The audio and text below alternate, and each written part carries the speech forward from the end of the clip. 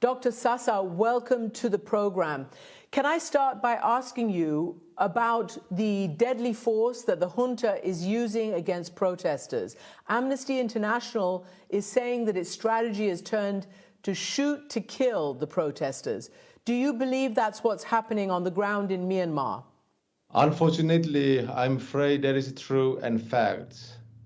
It's getting worse and worse because they have been declaring the war against its own people. So the snipers are on the trees, snipers are on the floor, on the roof, and they are on everywhere, and they are just shooting. And this is just so sad to see.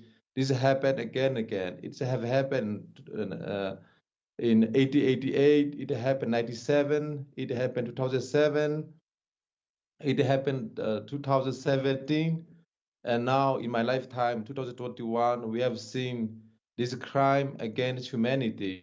Let me just read you what the UN Special Rapporteur for Myanmar has said. He is basically saying that the junta is shooting down people in cold blood using 12-gauge shotguns, 38mm rifles, semi-automatic rifles against peaceful protesters who pose no threat. You've just talked about snipers in at high points taking aim. What do you think the aim of the junta is now? Because up until now, they were using water cannon, they were using rubber bullets. Why do you think now, a month after the coup, they have turned to this escalation of live fire?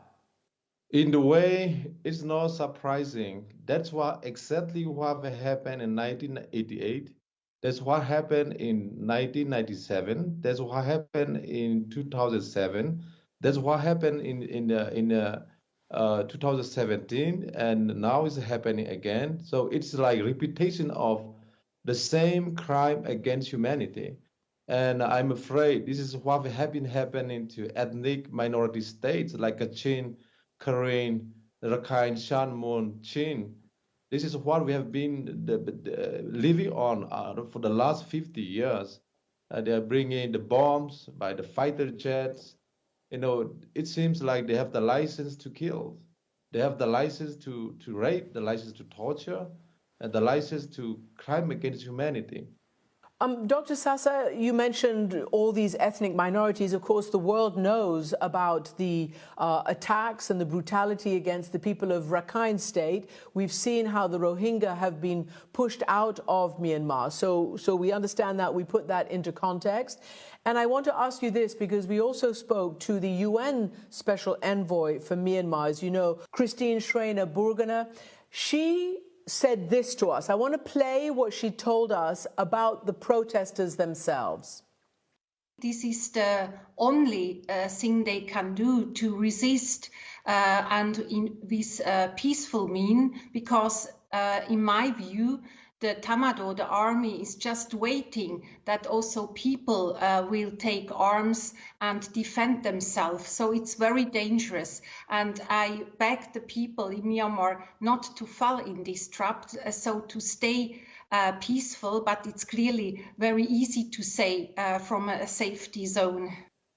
So Dr. Sasa, she is begging the people of Myanmar, your people, not to fall into the junta's trap. Do you also, would you reiterate that call? Do you beg the people also not to resort to violence themselves, not to get trapped by the military into doing that, and then, maybe an even worse crackdown? The people of Myanmar are brave, courageous, and peaceful. This is a peaceful country. We are peaceful people. No one is making any violence except this illegitimate, illegal military dictatorship regime. So it's a very, very difficult for me to see our people will take guns or any weapons to against the Tamado. There never was ethnic minorities or any other group of people in Myanmar who come and take weapons and against the Tamador or the military regime. It was always this military regime, dictatorship that go after ethnic people, that go after marginalized people, and that go after the most vulnerable people. So, I mean, I don't think that my people will be, taking any kind of weapons against, anyone. There's no history in my country that the people of Myanmar against the police forces or the army forces. In some cases, we are just defending ourselves because they came to our door and they pointed the smoky guns to us. So in that kind of situation, of course, maybe some area they may try to protect themselves. But I think that they should not be the people should not be subjected to blame into any violence. All these violence are caused by the military junta. Nobody's blaming them. Everybody's just very concerned about them. Let me just read you something which shows their bravery, obviously, as you know. We've seen pictures of badges that a lot of the protesters are wearing. They're saying, and they put their blood type there, "Don't save me if it's not certain that I will recover my full health. I want to donate all my organs that are still of use. With thanks." And this is Sanda Ku, and we have translated this and verified that name. It is quite extraordinary what the peaceful protesters are doing. Can I ask you personally about your story? You escaped the day of the coup. I think you were with Daw Aung San Suu Kyi. Tell me what happened on that day and how you were able to flee to safety as you are now. I mean, I was supposed to take part in the formation of the government, and I was to take some senior role in the government. But we wake up in the morning of the 1st of February, and we saw ourselves locked down, and we saw everywhere the military. It was terrible, terrible, terrible. Elected officers, members of parliament who were elected by the people of Myanmar, for the people of Myanmar, they all saw themselves being locked up by the military generals. It was the very, very terrible. I mean, it's intimidating. It was torturing on the face of democracy and the freedom that we want. And so I was asked to leave as soon as possible so that I can speak out about it. So I have to dress as taxi driver and with taxi driver, and that way it take me 3 nights and 3 days nonstop traveling from there to where I am, and and be a little bit more safer. So it was terrible.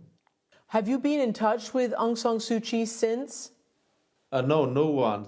They all are be silenced by guns. I mean, so even her lawyers cannot see her. So we are worried and concerned about her health. We don't know what's happening to her. And our president, Wu Min, is being detained illegally, the same with her.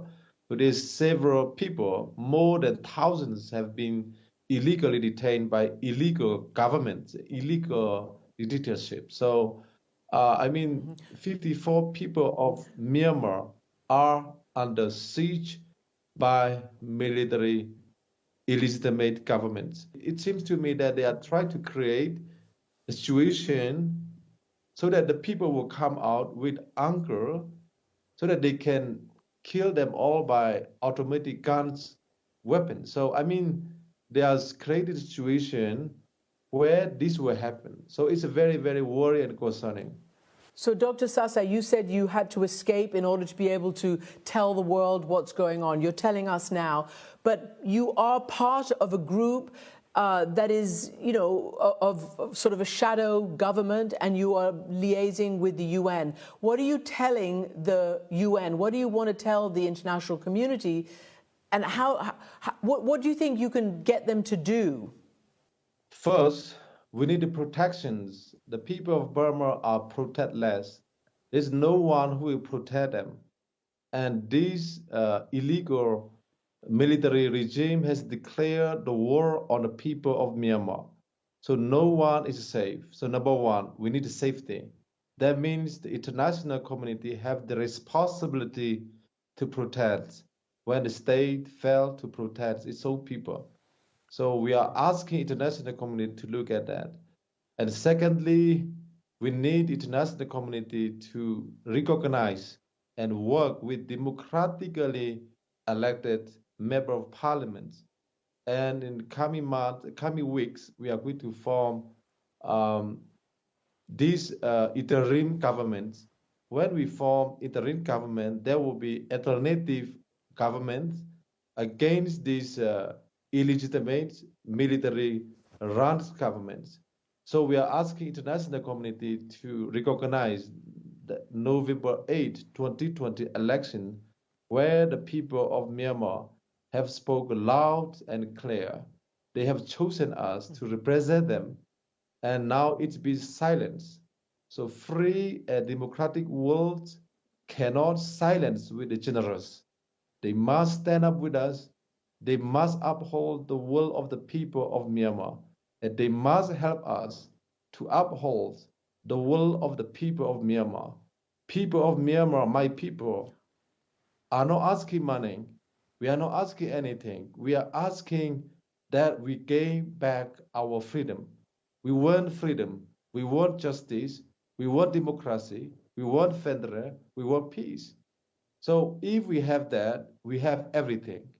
Dr. Sasa, thank you so much for joining us and putting your case for the people of Myanmar for the world to hear. Thank you. Thank you very much, Christian.